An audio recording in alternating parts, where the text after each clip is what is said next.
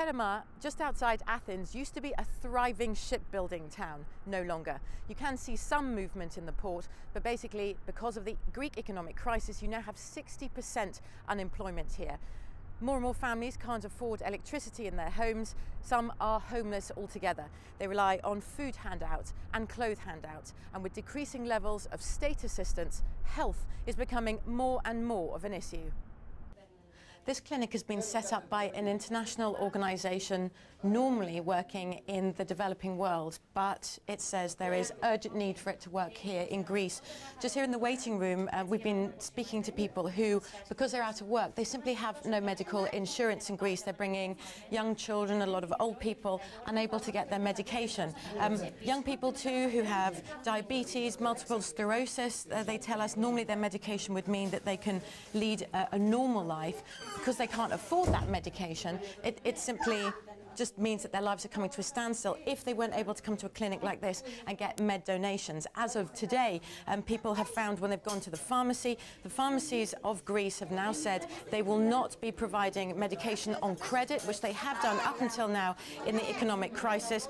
So the message we're getting here is we were once proud people, proud of our families, our children, the old people who live with us. Now we have 12, 15 people in one house, no money to feed our children or to get them the injections they need. There's a whole range of doctors working at the clinic, but Pharamacies is a paediatrician here, just examining two boys with a nasty cough. Yes, why are most people coming to this clinic and not to a state hospital? Well, because they don't have jobs anymore.